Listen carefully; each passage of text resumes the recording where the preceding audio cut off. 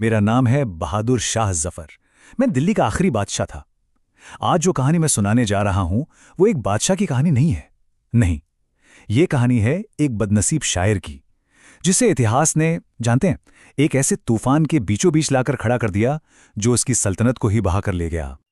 और सच तो यही है, मेरी रूह में ना शायरी बसती थी, सियासत नहीं। मुझे तो कलम से मोहब्बत थी, तलवार से भला मेरा क्या वास्ता। पर देखिए तकदीर का खेल, मुझे ताज पहना दिया गया। एक ऐसा ताज जिसके नीचे सिर तो मेरा था, पर हुक्म हुक्म किसी और का चलता था।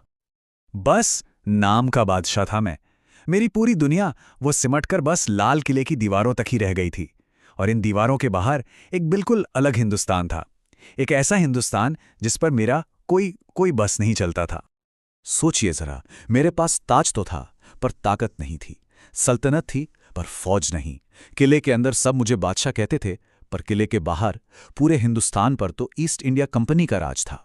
मैं हर रोज अपनी आंखों से अपने मुल्क को लुटते हुए देखता था और कुछ नहीं कर पाता था।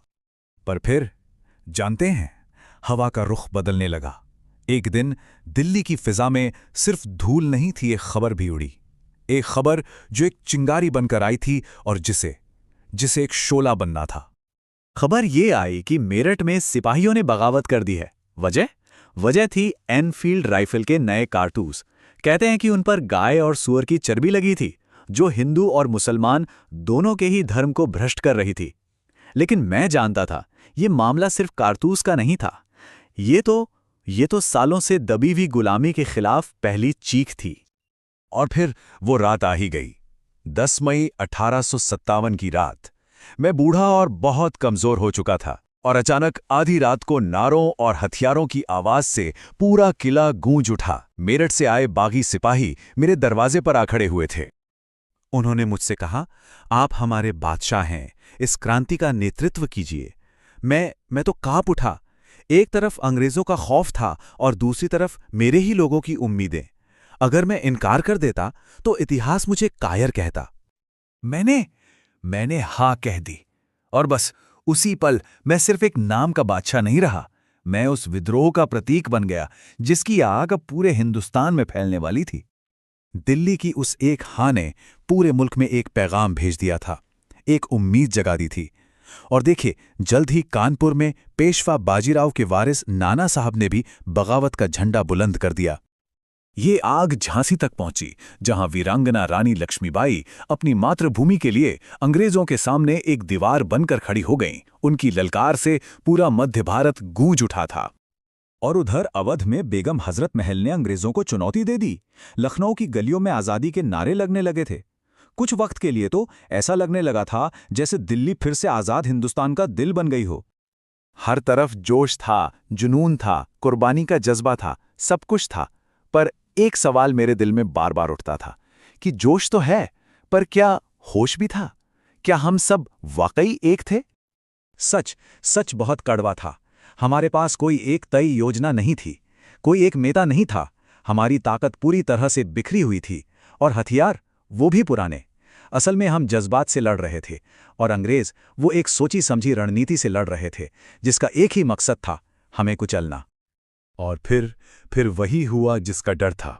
अंग्रेज अपनी पूरी ताकत से वापस लौटे। उन्होंने दिल्ली को चारों तरफ से घेर लिया। तोपों की गरज में मेरे शहर की चीखें दब गईं। मैं लाल किले से अपनी दिल्ली को जलते हुए देखता रहा, बस देखता रहा। लेकिन शहर की इस बर्बादी से भी बड़ा एक जख्म था जो मेरे दिल पर लगना भी बाकी था। एक ऐसा जख्म जिसने मेरी रूह को हमेशा के लिए छलनी कर दिया। हुमायूं के मकबरे के पास अंग्रेजों ने मेरे बेटों को, मेरे वारिसों को मेरी आंखों के सामने कत्ल कर दिया। उनके सर काट दिए गए। मैं बादशाह था, पर अपने बच्चों को नहीं बचा सका। मुझे गिरफ्तार कर लिया गया। अब मेरे पास खोने के लिए कुछ भी नहीं बचा था। लेकिन अंग्रेजों के लिए मेरी तौहीन का सिलसिला अभी खत्म नहीं हुआ था। अभी मेरा मुकदमा बाकी था।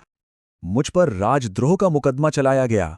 जरा सोचिए तो, जिस देश का मैं बादशाह था, उसी देश में मुझे गद्दार करार दे दिया गया। इससे बड़ी विडंबना और क्या हो सकती थी? खैर, फैसला तो पहले से ही तय था। मुझे मेरे ही वतन से निकाल दिया गया। मेरी दिल्ली मुझसे छीन ली गई। मुझे बर्मा के रंगून शहर में कैद कर दिया गया ताकि मैं अपने आखिरी दिन एक गुमनाम कैदी की तरह गुजारूं। और बस 1862 में मैंने एक परदेस में दम तोड़ दिया। ना सल्तनत रही, ना ताज, और ना ही मेरे नाम का कोई निशान बचा। मैंने अपने कब्र के लिए ही ये शेर लिखा था कि मैं कितना बदनसीब था, कितना कि मुझे दफन होने के लिए अपने प्यारे वतन में 2 गज जमीन भी नसीब नहीं हुई। हाँ, ये सच है। मैं एक बादशाह के तौर पर नाकाम रहा। हम वो लड़ाई हार गए, पर 1857 की वो क्रांति नाकाम नहीं थी। उसने ईस्ट इंडिया कंपनी के राज को हमेशा के लिए खत्म कर दिया और ब्रिटिश हुकूमत की नींव हिलाकर रख दी।